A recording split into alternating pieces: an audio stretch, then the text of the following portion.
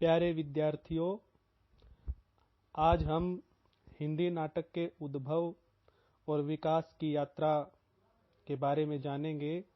हमने हिंदी उपन्यास और कहानी के उद्भव और विकास की यात्रा के बारे में समझा। ठीक उसी भांति हिंदी नाटक के उद्भव और विकास की यात्रा भी है। और जहाँ तक हिंदी नाटक का प्रश्न है, तो हिंदी नाटक की एक समृद्ध परंपरा हमारे देश में रही है। संस्कृत साहित्य का इतिहास जब हम पढ़ते हैं तो उसमें नाटकों का एक महत्वपूर्ण स्थान रहा है। चाहे उसमें कालिदास के नाटक हों, भवभूति के नाटक हों, तो उस समृद्ध नाटक परंपरा का विकास भले ही हमें हिंदी नाट्य परंपरा में देखने को न मिले, लेकिन इतना अवश्य है कि हिंदी नाटक परंपरा ने उस समृद्ध संस्कृत नाटक परंपरा से गुण अवश्य ग्रहण किए हैं। और जिस ऊंचाई पर आज हम हिंदी नाट्य परंपरा को देखते हैं, उसके आधार स्तंभ के रूप में हम संस्कृत नाट्य परंपरा को देख सकते हैं। जहाँ तक नाटक विधा का प्रश्न है, तो यह साहित्य की ऐसी विधा है जो अन्य विधाओं से कुछ मायनों में अलग है। अन्य विधाएं जैसे कविता, कहानी, उपन्यास, संस्मरण, रेखाचित्र, यात्रा वृत्तांत, ये सभी विधाएं केवल सुनने और पढ़ने के लिए हैं, लेकिन नाटक दृश्य काव्य है। नाटक रंगमंच पर दिखाने के लिए होता है। तो इस तथ्य को देखते हुए नाटक अन्य सभी विधाओं से अलग है और सबसे अधिक महत्वपूर्ण भी हम नाटक को मान सकते हैं। अब हम यह देखते हैं कि नाटक सबसे महत्वपूर्ण क्यों है, और इस विषय में संस्कृत काव्य शास्त्रीय परंपरा में प्रसिद्ध काव्यशास्त्री भरत मुनि ने अपने नाट्यशास्त्र नामक ग्रंथ में नाटक को पंचम वेद भी कहा है, क्योंकि नाटक में जितनी भी कलाएं हैं उन सभी कलाओं का सम्मिश्रण होता है। उदाहरण के लिए हम देख सकते हैं कि नाटक खेलते समय वास्तुशास्त्र, संगीत, नृत्य, चित्रकला इत्यादि सभी विधाओं का प्रयोग नाटककार को, निर्देशक को और पूरी नाटक करने वाले समूह को प्रयोग करना होता है। अतः नाटक को पंचम वेद भी कहा गया है। और जितनी चुनौतियां अन्य साहित्यकारों के पास होती हैं साहित्य की किसी भी विधा की रचना करते हुए, उससे कहीं अधिक चुनौती नाटककार के पास होती है, क्योंकि उसे नाटक की भाषा को इस प्रकार से गठित करना पड़ता है कि उस भाषा के माध्यम से नाटक में अभिनय को प्रेरित किया जा सके, अभिनय को उकसाया जा सके।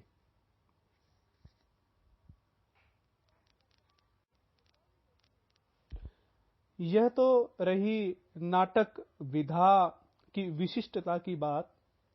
अब यदि हम नाटक और हिंदी नाटक के उद्भव और विकास यात्रा की बात करें, तो यह आवश्यक है कि हम हिंदी नाटक से पहले की हमारे देश में प्रचलित रही नाट्य परंपरा के बारे में भी जान लें। तो इस समृद्ध नाट्य परंपरा को हम नाटक या हिंदी नाटक की पूर्व पीठिका शीर्षक के अंतर्गत पढ़ सकते हैं। तो हिंदी नाटक की पूर्व पीठिका की जहां तक बात है, संस्कृत में बहुत सुंदर सुंदर नाटक और बहुत ही उत्कृष्ट कोटि के नाटक रचे गए हैं, जो परंपरा हर्षवर्धन के काल तक हम देखते हैं। इसके बाद जो हमारे भारतीय इतिहास का, जिसे हम मध्यकाल कहते हैं, और हिंदी साहित्य में वही काल आदिकाल, भक्ति काल और रीति काल में परिगणित किया जाता है, अर्थात लगभग 800 ईस्वी से लेकर 1700 ईस्वी तक का जो काल है, उस काल में साहित्यिक नाटक लिखने और उन्हें रंगमंच पर प्रस्तुत करने की परंपरा का ह्रास हमें दिखाई देता है। उसके मूल में हम कुछ कारण देख सकते हैं, जैसे महाराज मनु ने और याज्ञवल्क्य ने जो स्मृतियां लिखी, उन दोनों स्मृतियों में नटों को बड़ी हेय दृष्टि से देखा गया, और इस हेय दृष्टि से देखने का परिणाम यह हुआ कि नाटक परंपरा का ह्रास हुआ। साथ ही हमारे देश की राजनीतिक परिस्थितियां भी इसी प्रकार की थी कि विदेशी आक्रमणकारियों ने भारत की समृद्ध परंपराओं को नष्ट करने का प्रयास किया। साथ ही जिन बड़े बड़े प्रेक्षागृहों में नाटकों का आयोजन किया जाता था, उन प्रेक्षागृहों को नष्ट किया गया, और इस अभाव में नाटक परंपरा का मध्यकाल में, भारतीय इतिहास के मध्यकाल में ह्रास ही देखा गया है। लेकिन जैसा कि हम उपन्यास और कहानी इन सब के उद्भव और विकास की यात्रा में देख चुके हैं कि एक युगांतरकारी व्यक्तित्व हमारे सामने आते हैं, जिनका नाम था भारतेंदु हरिश्चंद्र। तो उन युगांतरकारी व्यक्तित्व ने नाटक परंपरा को हिंदी में फिर से जीवित करने का प्रयास किया। भारतेंदु हरिश्चंद्र से पहले भी बहुत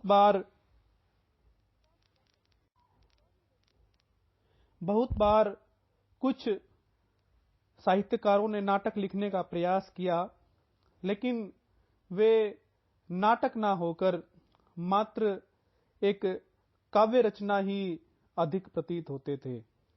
ऐसे लेखकों में और उनकी रचनाओं में हम जिन लेखकों रचनाओं को सम्मिलित कर सकते हैं, उनमें 1610 ईस्वी में प्राणचंद चौहान का रामायण महानाटक, 1657 ईस्वी में लच्छीराम का करुणाभरण, 1680 ईस्वी में नेवाज कवि का शकुंतला नाटक, सन 1700 ईस्वी में महाराजा विश्वनाथ का आनंद कादंबिनी, 1840 में उदय द्वारा लिखा हुआ हनुमान नाटक, और स्वयं भारतेंदु हरिश्चंद्र के पिता गोपाल चंद गिरधर दास का लिखा हुआ नहुष नाटक भी सम्मिलित किया जाता है।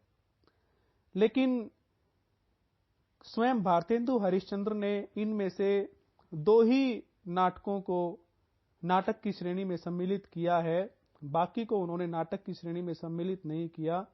उन्होंने महाराजा विश्वनाथ के आनंद कादंबिनी और गोपाल चंद के नहुष नाटक को ही नाटक की श्रेणी में सम्मिलित किया है। ये नाटक काव्योपम नाटक कहलाते हैं, अर्थात नाटक कम और काव्य अधिक प्रतीत होते हैं। औपन्यासिक और कहानी इसी शिल्प के नाटक ये कहलाते हैं। इसके अतिरिक्त यदि हम हिंदी नाटक के उद्भव और विकास की बात करें, तो हमें यह भी देखना होगा कि पश्चिम से आई हुई पारसी रंगमंच की परंपरा भी हमारे देश में प्रचलित थी, और वह भी भारतेंदु की समकालीन परंपरा ही थी। लेकिन हम पारसी रंगमंच पर खेले जाने वाले नाटकों को साहित्यिक नाटकों की श्रेणी में सम्मिलित नहीं करते।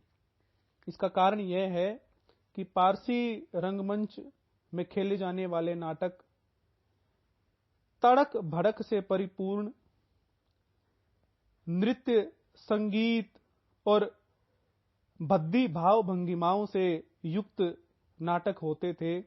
उनका केवल और केवल यही उद्देश्य होता था कि मनोरंजन किया जाए, सस्ता मनोरंजन। लेकिन साहित्य का एक उद्देश्य यह भी होता है कि वह समाज को अग्रसर विकसित करने का काम भी करता है। जो साहित्य समाज को दिशा न दिखाए, उस साहित्य को साहित्य नहीं माना जा सकता। इसी कारण से पारसी रंगमंच पर अभिनीत किए जाने वाले नाटकों को साहित्य की श्रेणी में परिगणित नहीं किया जाता है।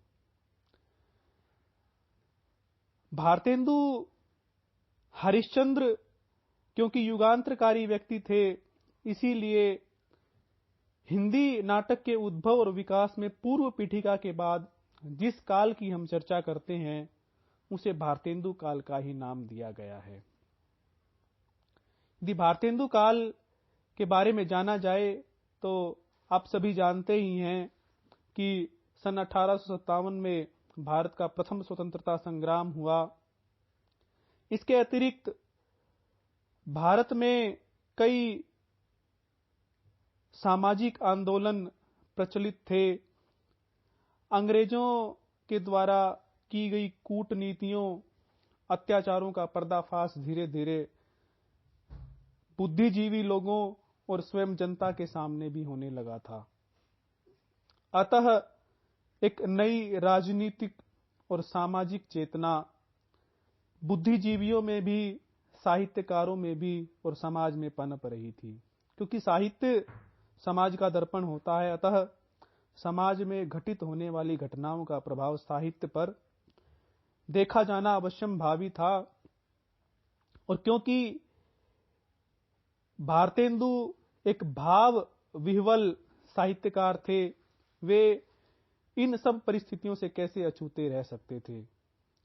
इसलिए उन्होंने इन सभी परिस्थितियों को चित्रित करने वाले नाटकों की रचना की। यदि आप भारतेंदु के नाटकों पर दृष्टिपात करें तो आपको यह बड़ी आसानी से, सरलता से समझ आ जाएगा कि उनके नाटकों में राजनीतिक चेतना, सामाजिक चेतना, आर्थिक चेतना, पारिवारिक चेतना किस प्रकार से चित्रित की गई है। हम भारतेंदु के कुछ नाटकों के बारे में जिक्र करना यहां आवश्यक समझते हैं।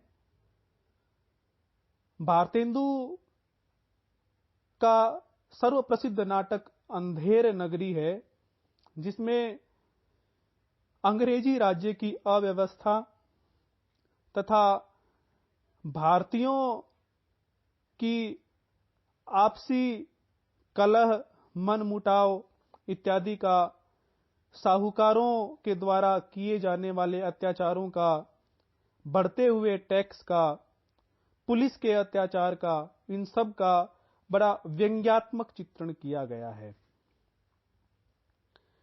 इसके अतिरिक्त भारतेंदु का एक नाटक भारत दुर्दशा, जिसमें भारत की तत्कालीन वर्तमान स्थिति का बड़ा सटीक चित्रण करते हुए उसके गौरवशाली अतीत का स्मरण कराते हुए जनता को अपनी वर्तमान दयनीय स्थिति को सुधारने का प्रयास करने के लिए प्रेरित किया गया है।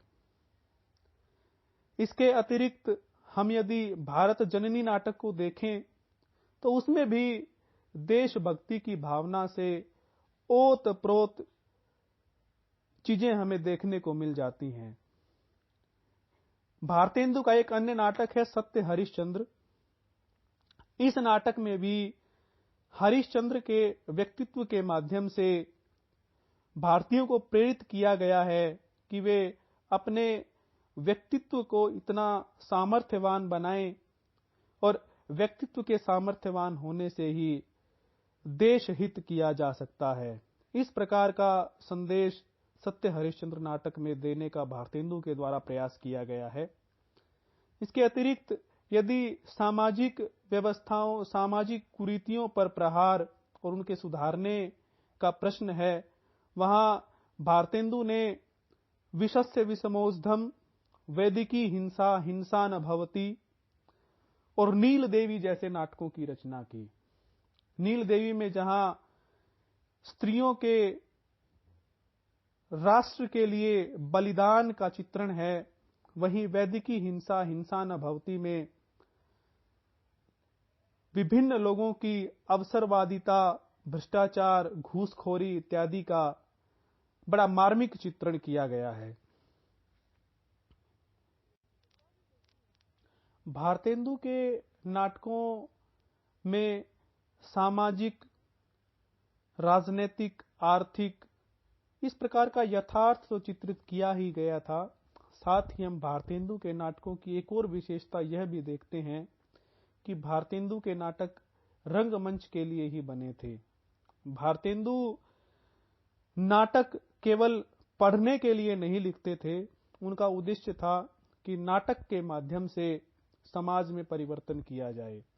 इसलिए उनके नाटक पूर्ण रूप से अभिनीत किए जा सकने योग्य नाटक हैं। भारतेंदु काल में नाटक की शैली और नाटक के शिल्प में जितना विकास हम देखते हैं, वही आगे आने वाले हिंदी नाटक का एक मजबूत आधार बना है। भारतेंदु काल में हिंदी नाटक ने इतना विकास हासिल कर लिया कि शायद ही भारतेंदु के बिना हिंदी नाटक इतनी विकसित अवस्था में पहुंच पाता। भारतेंदु हरिश्चंद्र के अलावा भी कई रचनाकारों ने अच्छे नाटकों की रचना की, लेकिन वे सभी भारतेंदु के ही पद चिन्हों पर चलकर नाटक लिख रहे थे। भारतेंदु काल के अन्य प्रमुख नाटककारों में हम प्रताप नारायण मिश्र, देवकी नंदन खत्री, लाला श्रीनिवास दास, बाल कृष्ण भट्ट, राधा कृष्ण दास, राधाचरण गोस्वामी, शीतला प्रसाद त्रिपाठी तथा बद्री नारायण चौधरी, प्रेम घन, इन सब के नाम सम्मिलित कर सकते हैं।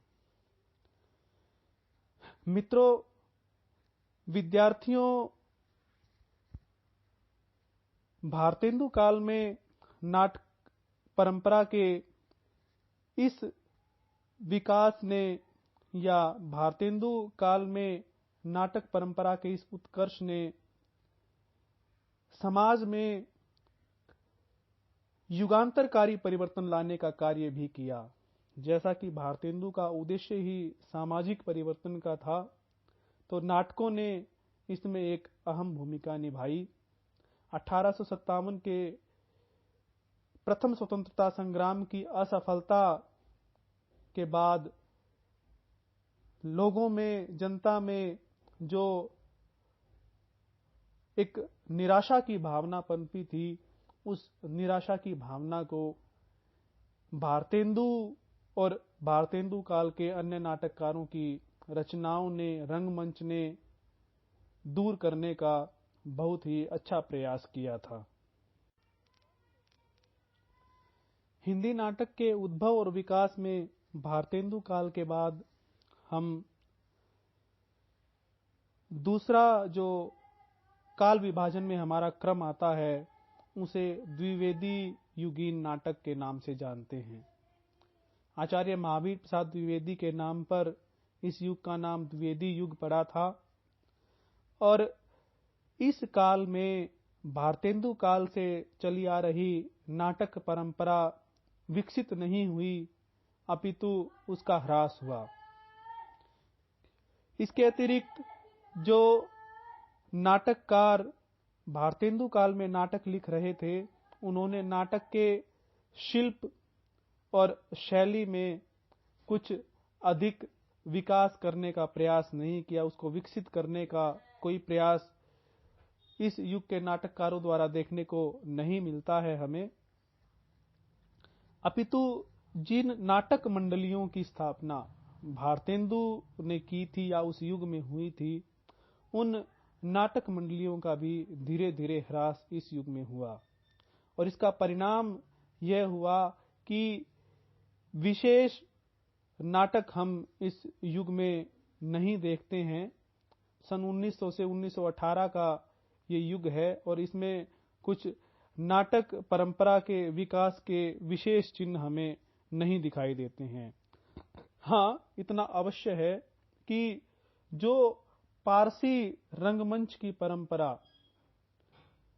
1850 से भारत में चली आ रही थी, उस पारसी रंगमंच की परंपरा ने भी कुछ परिवर्तन अपने अंदर किए और उन परिवर्तनों में हम यह देखते हैं कि जहां केवल 1850 से लेकर 1900 तक पारसी रंगमंच केवल मनोरंजन प्रधान नाटकों का ही मंचन रंगमंच पर करता था, प्रस्तुत करता था, लेकिन वहीं द्विवेदी काल में पारसी रंगमंच ने भी सामाजिक और लोगों को शिक्षा देने वाले शिक्षाप्रद नाटकों का मंचन प्रारंभ किया।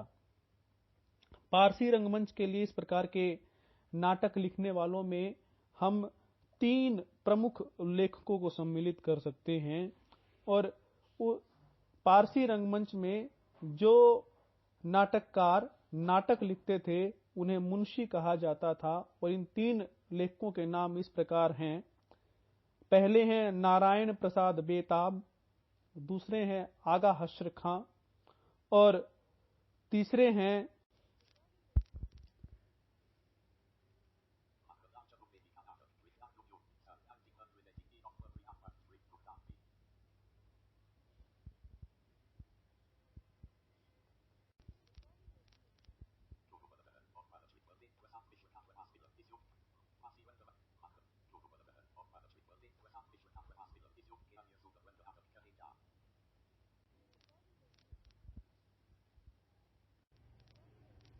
बलदेव प्रसाद मिश्र का प्रभास वन इस युग के कुछ उल्लेखनीय नाटकों में गिने जा सकते हैं। इसके बाद जिस व्यक्तित्व ने नाटक विधा को, हिंदी नाटक विधा को सबसे अधिक प्रभावित किया, उनमें जयशंकर प्रसाद का नाम लिया जा सकता है। और इसी कारण से द्विवेदी युग के बाद के नाटक काल की परंपरा में आए क्रम को प्रसाद युग कहा जाता है। प्रसाद जी ने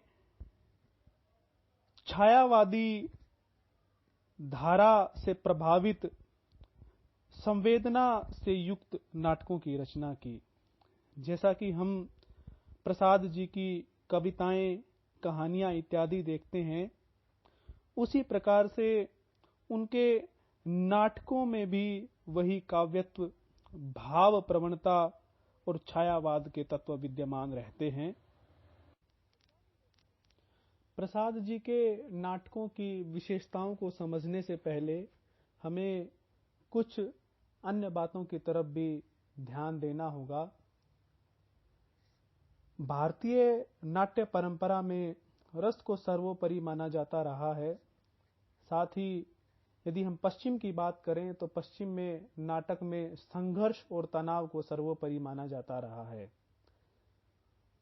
संघर्ष और तनाव आंतरिक भी हो सकता है और बाह्य भी हो सकता है, लेकिन भारतीय परंपरा में संघर्ष और तनाव को रस प्राप्ति या आनंद प्राप्ति में बाधक समझा जाता था। इसलिए हमेशा ही तनाव और संघर्ष की अवहेलना की जाती रही है। लेकिन प्रसाद जी ने इन दोनों ही नाट्य परंपराओं को एक सूत्र में बांधकर अपने नाटकों की रचना की। हम देखते हैं कि प्रसाद जी ने अपने नाटकों का कथानक भारतीय गौरवशाली इतिहास के उस संधि काल से लिया है जिस संधि काल में बाहरी आक्रमणकारी भारत पर आक्रमण करने के लिए आते थे और किस तरह से संकट में जनता स्वयं को एकत्रित करके एकजुट करके उनका सामना करती थी।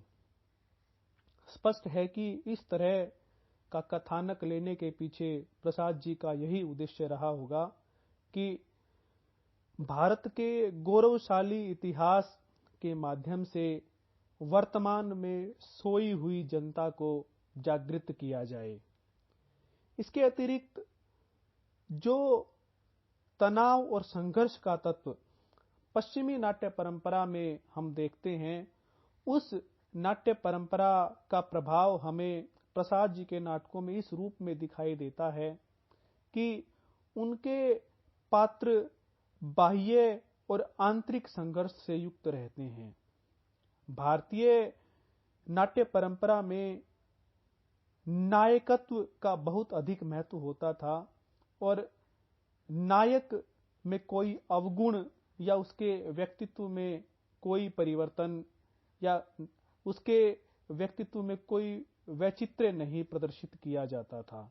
लेकिन यदि हम तनाव और संघर्ष की बात करें तो आंतरिक तनाव और संघर्ष व्यक्तित्व में वैचित्र्य, ये सब व्यक्तित्व के विकास के अंग हैं और प्रसाद जी के नाटकों के पात्र इस सब व्यक्तित्व वाले वैचित्र्य से युक्त हैं। अर्थात प्रसाद जी के नाटकों के चरित्रों में व्यक्तित्व का वैचित्र्य विद्यमान है।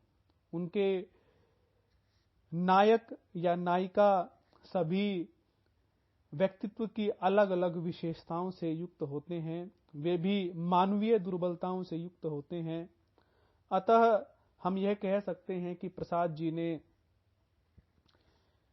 पश्चिमी और भारतीय दोनों नाट्य परंपराओं का संयोग करते हुए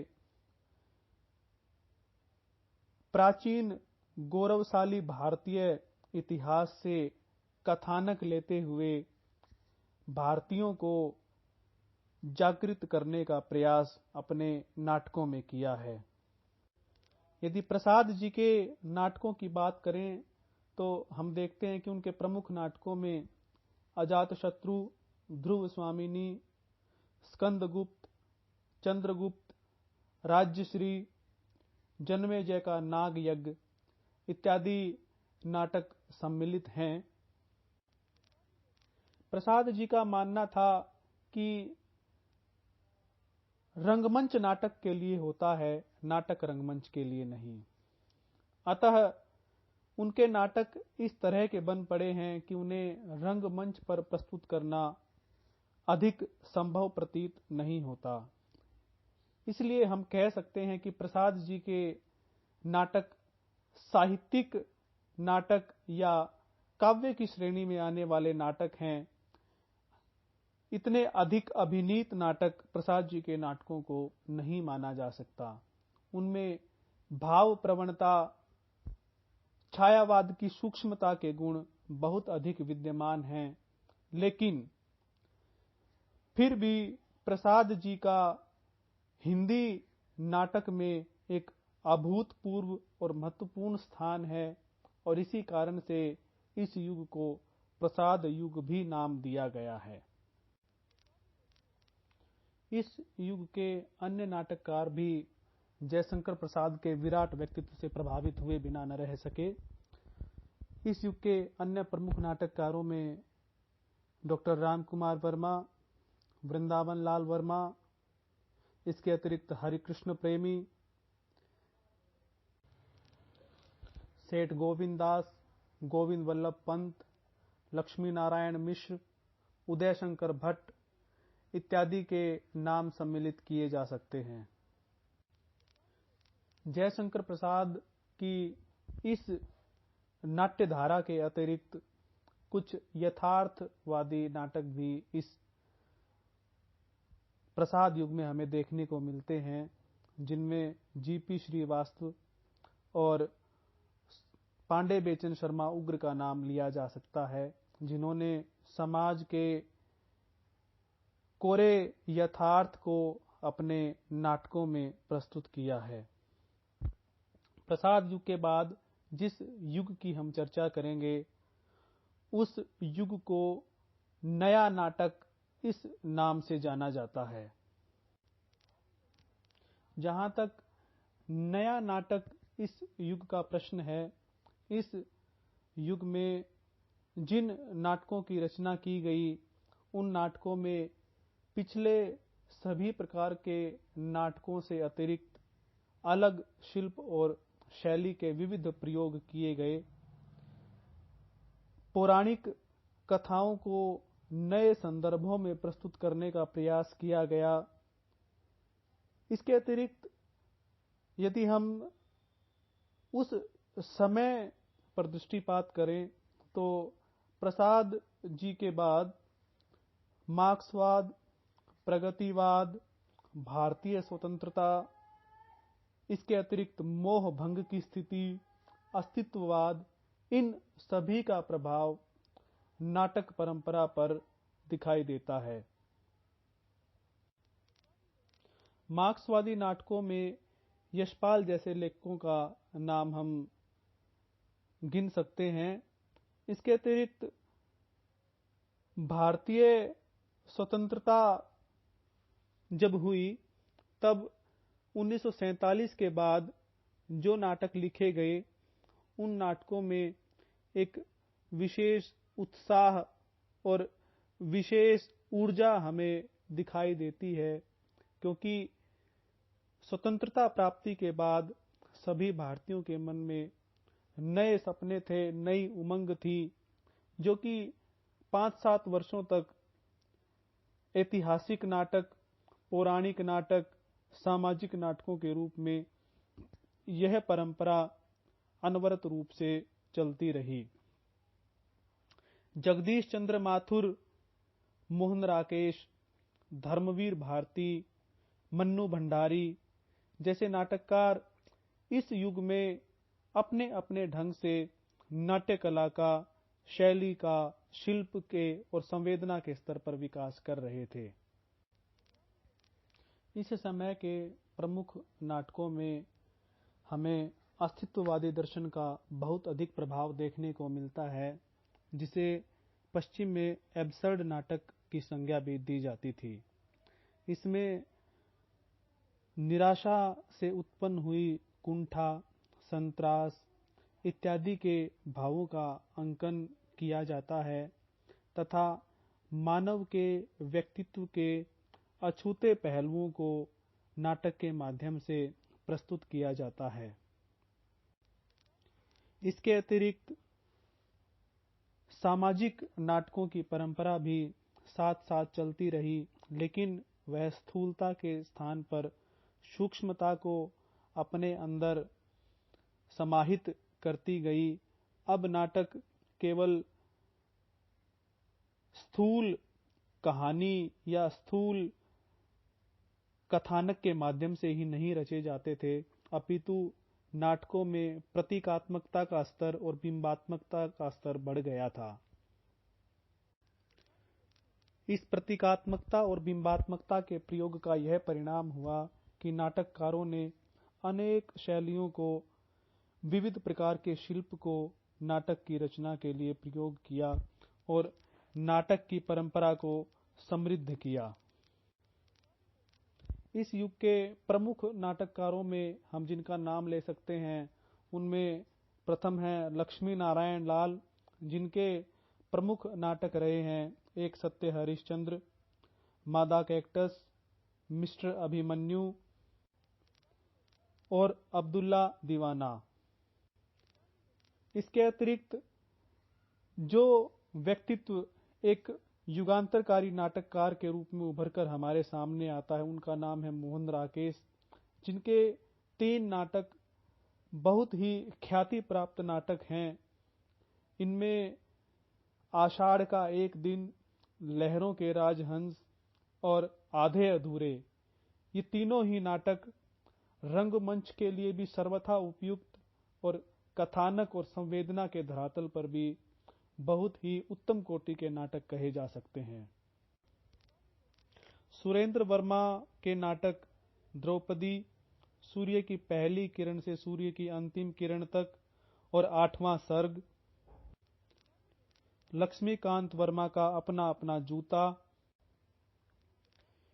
अज्ञेय का उत्तर प्रियदर्शी, शंकर शेष का एक और द्रोणाचार्य,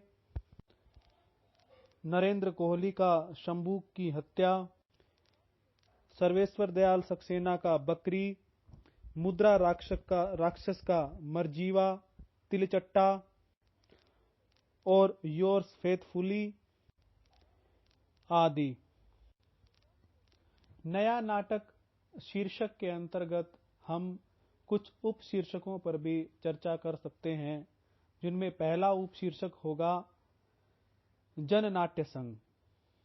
सन 1942-43 में एक नाट्य संघ की स्थापना की गई, जिसका नाम था जन नाट्य संघ। इसे इप्टा भी कहते थे, जिसका पूरा नाम था इंडियन पीपल्स थिएटर एसोसिएशन, अर्थात भारतीय जन नाट्य संघ। इस नाट्य संघ का उद्देश्य था कि बिना अधिक तामझाम इकट्ठा किए, बिना अधिक साजो सामान इकट्ठा किए, इस प्रकार के नाटकों को जनता के सामने प्रस्तुत करना, जिससे जनता को जागृत किया जा सके। सन 1942-43 में बंगाल के अकाल ने इस नाट्य परंपरा को अधिक प्रोत्साहित किया और उस अकाल को दूर करने और लोगों को सहायता के लिए प्रेरित करने में इस नाट्य संघ ने अहम भूमिका निभाई। इसके अतिरिक्त हम पृथ्वी थिएटर्स का नाम भी इसमें सम्मिलित कर सकते हैं, जिसकी स्थापना अभिनेता पृथ्वीराज कपूर ने की थी और बंगाल, गुजरात, पंजाब, अनेक क्षेत्रों की क्षेत्रीय भाषाओं में इन नाटकों का मंचन रंगमंच पर प्रस्तुत किया गया और यह इप्टा भारतीय जन नाट्य संघ बहुत ही सफल नाट्य संघ कहा जा सकता है। इसके अतिरिक्त जिस दूसरे उप शीर्षक की हम इसके अंतर्गत चर्चा कर सकते हैं, उस शीर्षक को नुक्कड़ नाटक कहा जा सकता है। नुक्कड़ नाटक का प्रारंभ राजनीति और सामाजिक विसंगतियों से उत्पन्न परिस्थितियों का परिणाम है। राजनीतिक विद्रूपताओं और सामाजिक विद्रूपताओं पर व्यंग्य करने के लिए, लोगों को जागृत करने के लिए इस प्रकार के नाटकों का मंचन किया जाता था। नुक्कड़ नाटक में किसी प्रकार के मंच की आवश्यकता नहीं होती थी। शहर, गली, मोहल्ले, किसी भी स्थान पर, चौराहे पर भीड़ इकट्ठी करके तुरंत नाटक का मंचन प्रारंभ कर दिया जाता था और एक संदेश लोगों तक पहुंचाने का कार्य किया जाता था। नुक्कड़ नाटक ने भी भारतीय जनमानस को जागृत करने में 1970 और 80 के दशकों में बहुत ही अहम भूमिका निभाई है और बादल सरकार ने इस नुक्कड़ नाटक को प्रोत्साहित करने का या नुक्कड़ नाटक को विकसित करने का, उसको आश्रय देने का बहुत अच्छा कार्य किया था। विद्यार्थियों, इस प्रकार से हम देखते हैं कि भारतेंदु से लेकर और आज तक भारत में हिंदी नाट्य परंपरा उत्तरोत्तर विकसित होती रही है और इसके विकास के अनेक आयाम हमने देखे हैं।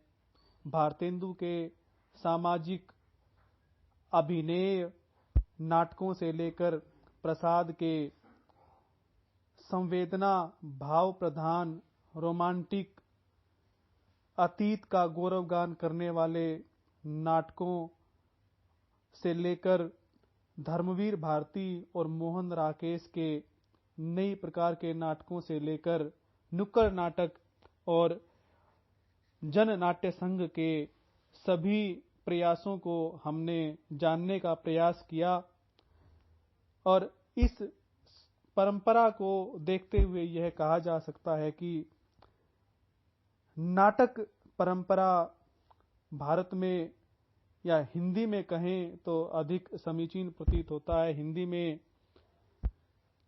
कुछ ही वर्षों पहले आई और उस नाटक परंपरा ने स्वयं को आज एक बहुत ही उत्तम स्थिति में अपने आप को विकसित कर लिया है। धन्यवाद।